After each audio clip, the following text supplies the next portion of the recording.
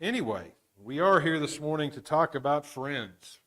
First President George Washington had something to say about choosing friends. He said, "Associate yourself with men of good quality if you esteem your own reputation. It's better to be alone than in bad company." That's a bit of a flowery way to say that. They used bigger words in those days, but you get the idea, right? Choose your friends carefully, and is that in essence what Mr. Washington's trying to say there. That's good advice, isn't it? In fact, you may be thinking, that kind of has a biblical ring to it. Actually, the Scriptures do counsel us to choose our friends or our associations, our companions, carefully. 1 Corinthians chapter 15, verse 33 says, "Do not be deceived, bad company corrupts good morals." In this particular part here, the Apostle Paul is quoting a popular proverb of his day. You don't go back in the Bible somewhere to find the quote, "bad company corrupts good morals." Paul likely, according to scholars, is quoting a famous playwright of his day, a man named Menander, who lived from 343 BC to 291. He's the one that's usually associated with this, coming up with this phrase. But it was in common circulation in Paul's day, so he wasn't afraid to not only quote the Old Testament Scriptures, but if there was a popular poet that said something that made sense and was biblical, really the basis beyond it, he quoted from them from time to time. I believe it's in Titus. He quotes about the Cretans from somebody else. So anyway, the idea, of course, Paul is making there in chapter 15 is be careful about the company you keep, because bad company does corrupt good morals. It usually always goes in that direction. Sometimes a good friend can associate with a friend who needs help and drag them away from the bad choices, but often we know it goes the other way. In Proverbs chapter 13 and verse 20, the proverb writer says, "He who walks with wise men will be wise, but the companion of fools will suffer harm." The bottom line there is the same, though. Who we choose to as companions or friends can affect our own behavior. That's why we need to choose carefully. You probably heard something like that from your parents growing up, right? Maybe it's those times when you were starting to make friends with some people that your parents could see probably weren't the best influence on you. And maybe they said something, a thinly veiled comment about maybe you ought to choose better friends, or maybe they said it right out, but usually mom and dad were right. They have experience that we didn't have as youngsters, but boy, it's hard because we want to be friends with the cool group, right? That's peer pressure. But we have to choose our friends carefully. You see, let's talk about it from both sides of the equation. The main idea is to choose carefully. Hopefully you have a good friend. Everybody needs a good friend, but they're hard to come by. You can have a friend or you can have a good friend. Let's talk first about bad friends, though. Bad friends, according to Scripture, can affect us negatively. That's not a big surprise if you've read the Scriptures, but it's good to be reminded, if we're going to go down this path of associating with someone that maybe we ought to be careful about, got to know the truth of the matter. The first point I want to make is the fact that bad friends can lead us down the wrong path. That's the problem. Some people choose to go down a path away from God, and if we become close compatriots of that person, the temptation is there to follow the same path. Let me read for you Proverbs chapter 1, verses 10 through 16. By the way, Jonathan, most of my verses are come from Proverbs this morning, but Psalms is a good place to find advice as well on this subject. But right away in the first chapter of Psalms, notice what the writer says, verses 10 through 16. He says, "My son," so it's if you got, dad talking to his son or daughter, it doesn't have to be just sons. Daughters need to hear this as well. "My son, if sinners entice you, do not consent. If they say, 'Come with us, let us lie in wait for blood, let us ambush the innocent without cause, let us swallow them alive like Sheol. even whole as those who go down to the pit. We will find all kinds of precious wealth. We will fill our houses with spoil. Throw in your lot with us. We shall all have one purse. Now you might say, why would anybody choose that crowd? And that's a pretty stark contrast there. Most people would hear that kind of thing, says, I don't need to be any part of that, right? Lying in wait for blood, but that peer pressure can be there. I would affirm that most often it's not this easy to make the choice, though, right? Sometimes those bad companions can come at you a little more subtly. They can make it sound, the path they're on, make it sound pretty good. Again, there is that pressure, especially, I'm not saying older folks never get peer pressure, because we do, but especially younger people feel the need to be part of the in group, and especially if maybe the bad crowd is wanting you as a member. Boy, that's a powerful thing, right? They want to be friends with me. But notice what this father goes on to tell the son. Warns him against this path. Says, my son, do not walk in the way with them. There's Psalm 1, as Jonathan mentioned. Do not walk in the way with them. Keep your feet from their path, for their feet run to evil, and they hasten to shed blood. Bottom line, son, be careful about bad friends. They can take you down the wrong road. Then later in Proverbs chapter 16 and verse 29, it says, a man of violence entices his neighbor and leads him in a way that is not good.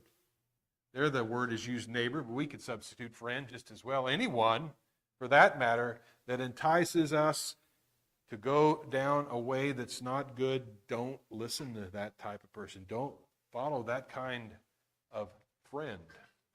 Bad friends can also teach us to react in negative ways. This deals more with the emotions involved rather than maybe just choosing to walk the same way.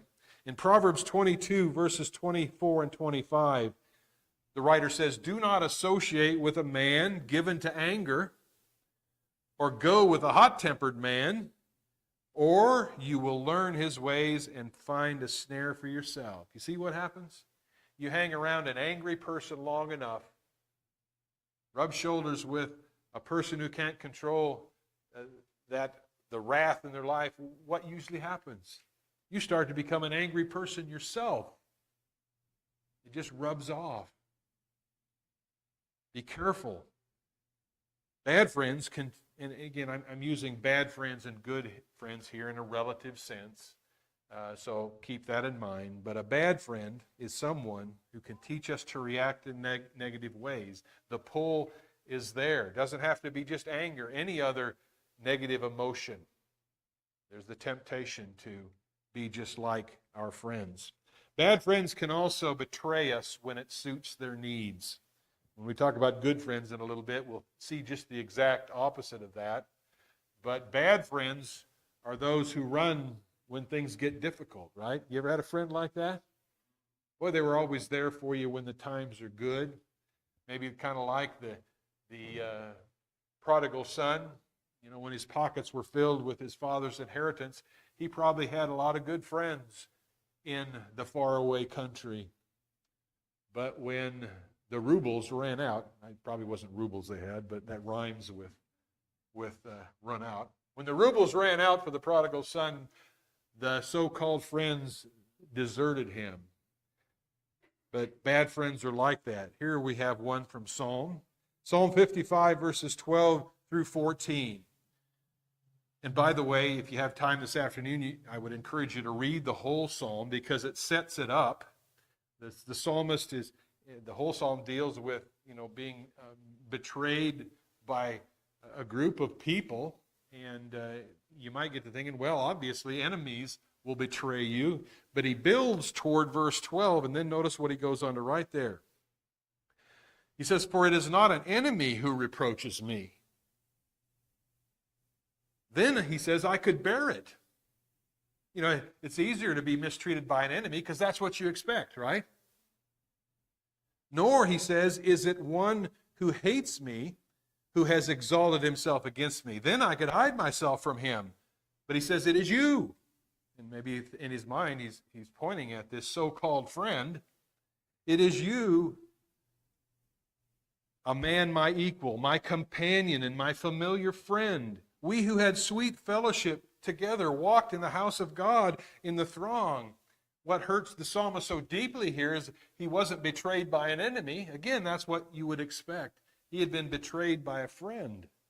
Doesn't give the reason here necessarily, but doesn't matter necessarily what the reason is. Bad friends, again, when maybe the going gets tough or a better offer comes along, they betray us. Be careful about that kind of so-called friend. Bad friends also give us bad advice. It comes with the company. I couldn't help but think in connection with this point of the story of Job, right? This came up, I believe, last week in Bible class or the sermon, but you know the overall idea of the story of Job. Job, God allows Satan to afflict him in some horrendous ways. He loses everything, even his health. He's spared his life, but he's in a world of hurt. But chapter 2, I believe, about verse 11, talks about three, and I believe in the New American Standard, it refers to them as friends. 3 friends, and I don't doubt their friendship with Job. That's why they made the trip to see Job. And it says it sat with Job for a week, just horrified by what happened, but they were close. So I think it all started out pretty well with these friends. But as time went on, and usually you hear a preacher say it this way, they decided to open their mouth, and that's where trouble comes. Job's friends started to give Job bad advice. And we know it's bad advice because you get to the end of the book of Job, and what does God say? Chapter 42 and verse 7, after, if you will, Job, or after you will, if God kind of puts Job in his place, chapters 38 through the first part of 42, then he turns his attention to Job's friends, and he says in chapter 42, verse 7, it came about after the Lord had spoken these words to Job that the Lord said to Eliphaz, the Temanite, one of the 3, he says, my wrath is kindled against you and against your 2 friends because you have not spoken of me what is right as my servant Job has. That's bad advice, right? They thought they were doing Job a favor by trying to convict him of some hidden sin in his life when there was none. That wasn't the cause of Job's problems. Job himself couldn't understand it. But they had a boatload of bad advice for Job. And friends can do that. Maybe you can think back to a time in your life where a friend gave you bad advice and the fallout that comes with that, right? Consequences come with our choices, even when we heed the advice of someone we probably shouldn't have listened to in the first place. So that's the problem with bad friends. It always ends up negative in that sense of the term. All right, let's turn our attention to good friends, though. Good things, right? The Bible encourages us to make good friends, good companions. Good friends affect us positively. Here's some ways they do that. First of all, good friends are loyal through thick and thin. You know you found a good friend in life when they don't abandon you, like we talked about a while ago, when the going gets tough. Sure, they're glad to be with you in the good times. It's good to have a good friend to go through the good times with, but it's even more important to have a friend who is there when the props fall out, right? When life collapses. Because there's few people in life that are willing to walk that road with you, but a good friend is loyal in that way. Proverbs 18:24 says, "A man of too many friends comes to ruin." So there is a problem with having too many friends. A man with too many friends comes to ruin, but there is a friend, the proverb writer says, who sticks closer than a brother. That's again, loyalty through thick and thin. Proverbs 17:17 says, "A friend loves at all times, and a brother is born for adversity." A friend loves at all times. Good times, bad times, in between times. That's a good friend who won't abandon you in either time. All right, good friends hold us accountable. This is the hard part about being a good friend, right? Most of us probably don't like saying words to someone we care about that might be sharp or hard to take.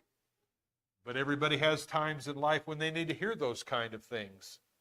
And a good friend will be that person who has the courage, maybe to say that, I'm willing to risk our friendship to tell you what you need to hear. That's a good friend. Proverbs 27, verses 5 and 6, put it this way: better is open rebuke than love that is concealed. You catch that? Better is open rebuke than love that is concealed. You might say, well, the friendly thing for me to do here is not to say anything that might upset things. But here, the rebuke is a better thing. It's what's needed to be said. Faithful, it goes on to say, faithful are the wounds of a friend. That passage from Psalm we read about earlier in chapter 55. Again, the writer of that was so hurt by the fact that it was a friend who had betrayed him. But faithful are the wounds of a friend, and deceitful are the kisses of an enemy. See, the contrast there is between wounds and kisses. All of us probably prefer kisses over wounds, but a good friend will wound you rather than kiss you. Of course, my mind automatically jumps to Judas's kiss, right? That wasn't the kiss of a friend for Jesus. That was a kiss of betrayal. The writer of Ecclesiastes has some things to say about good friends. This takes us to the scripture reading we had earlier, and we're going to take the last few points about good friends from that one passage in Ecclesiastes chapter 4, verses, I'm going to read verses 7 through 12 again. Listen as I read the words again, and then we'll divide it up a little bit. Starting in verse 7 of chapter 4 of Ecclesiastes, the writer says, "Then I looked again at vanity under the sun." That's the theme of Ecclesiastes, right? "There was a certain man without a dependent," and literally in the original language it says there was a man without a second.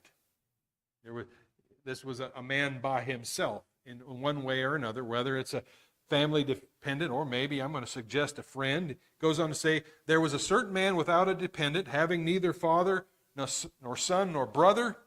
Yet there was no end to all his labor. Indeed, his eyes were not satisfied with riches, and he never asked, 'For whom am I laboring and depriving myself of pleasure?' This too is vanity, and it is a grievous task." So just add to that laundry list of useless things in the book of Ecclesiastes. But we read on starting in verse 9, and this isn't just a change in topic here. I believe the writer goes on for a reason to talk about the value of friendship.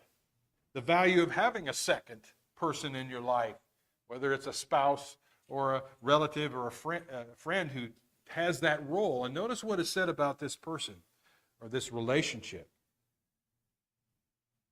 First of all, we'd affirm that good friends are a good investment, right? Everybody likes good investments, I assume, right?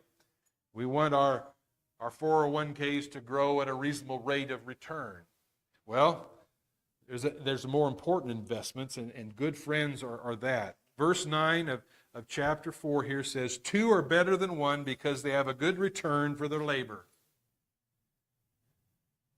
A friend is a good person to have when you're doing a hard job, right? You may get it done by yourself, but it's far easier if you have someone to come alongside you and help you complete that task, whatever it is. That's a good investment, a friend that can help you. Good friends help you when you're down. We've hinted at this already, but notice what verse 10 says about it. Ecclesiastes 4:10, building on this idea of a good investment, the writer says, "For if either one of them falls," either side of this friendship, "if either one of them falls, the one will lift up his companion. But woe to the one who falls when there is not another to lift him up." Right? The value of having a friend is they can reach down with a hand and help you up again. You may be able to get up on your own again, depending how hard you've fallen, how far you've fallen, but it's far better to have a friend there ready to lift you up when the time comes. Good friends help you when you're down. Good friends provide warmth in the cold times of life. Chapter 4, verse 11, read it again. The writer says, "Furthermore, if two lie down together to keep warm, but how can one be warm alone?" It's talking more about body, more than body heat here, right? But obviously there are cold times in life for everyone. Cold circumstances, cold consequences maybe that have come, and it's rough to face that alone in your life. A friend can be a source of warmth in those times when it's really not coming from within you. Then finally, verse 12, good friends are those who will protect you. Hear again what verse 12 says. And if one can overpower him who is alone, two can resist him. A cord of 3 strands is not quickly torn apart. There's the value of friendship. What may be a threat to me if I'm standing alone facing this problem is easier to face if I've got a brother or sister, a friend who is there to face it with me, to walk through that struggle in life. Good friends are those who will protect you. That's quite a contrast, isn't it? The Bible makes it pretty clear. You can choose bad friends or good friends, and we all know the list we ought to follow if possible. Here's another quote. This, if you're not familiar with the picture, this is Henry Ford, the Model A and Model T guy, right, back in the day. Henry Ford said, "My best friend is the one who brings out the best in me." And when I read that quote, my mind jumped to a movie, right? And if you know me already, it's probably a kid's movie, right? You've got a friend in me. I'm not going to sing it. But, that's a catchy tune, though, in the movie Toy Story, isn't it? You've probably seen the movie back in the day, or you ought to if you haven't seen it.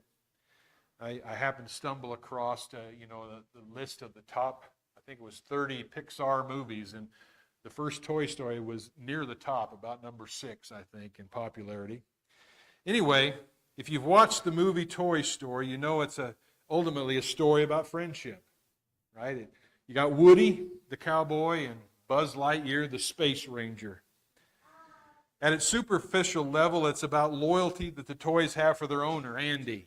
It's this make-believe world where Andy's got toys that, when a human's around, they're lifeless, but they come to life when the human isn't around. Anyway, at a deeper level, though, the movie is about how the toys themselves become friends and bond through adversity. Right? This widely diverse group of toys find a way to work together to save the day. At the center of the story, of course, is Woody and Buzz Lightyear. Woody could see the potential that Buzz had, but Buzz, early in the movie, he was the guy who was just locked in. He was a space ranger. You know what? He wasn't just some child's toy, and he wouldn't believe that about himself. And as the movie progresses, of course, Woody helps him to see his potential. Woody could see the potential that Buzz had, while Buzz could only see himself again on a definition that was imposed upon him. It took time, adversity, and the ongoing friendship before Buzz began to emerge into the real potential that he possessed. While strapped to a rocket late in the movie, it began to dawn on Buzz that, to quote Woody, it's more cool to be a toy than a space ranger. Well, that's a classic tale of friendship. You see, friendship is like any relationship. It's messy. Maybe you've made and you've lost friends. Your friendships can be messy. It's life. But friends who can look past the immediate flaws and see the real potential within are worth the effort. I'd like to tell you this morning, it's easy to find the type of friends we've talked about this morning, but it is hard. Effort needs to be expended. You've got to be careful with that. The real key, however, and I think this is something to think about, the real key is not to find a friend like that. You've got to start earlier in that, and that's to be a friend, like we've talked about this morning. Maybe it's easier to find friends, good friends, like the Bible encourages us to do, if we order our lives to be the type of person we described throughout the lesson. Be a friend like that. While it's important to find the right kind of friends, it's also important to be the right kind of friend to others. And of course, as Jonathan mentioned earlier, we're going to sing a song in a moment about you know, the ultimate friend, of course, is Jesus. And I want to encourage you this morning that you'll never find a better friend than the Son of God. You'll never find a better friend. And that, of course, was shown by the fact that he was willing to take your sin upon his back and bear it on a cross to death. He did everything for you and for me that a good friend would do. Greater love has no man than to lay down his life for his friends, Jesus said. I believe John 15, verse 13. It's not in my notes, but I think that's where it's at. That's a great friend. Jesus is a great friend. He longs to be your friend and my friend today, and I encourage you to accept the gift that God offers. The friendship of Jesus, the salvation that comes through Christ it's yours if you'll reach out in faith and take hold of that gift from God. While we were yet sinners, Jesus died for us. Let's stand and sing.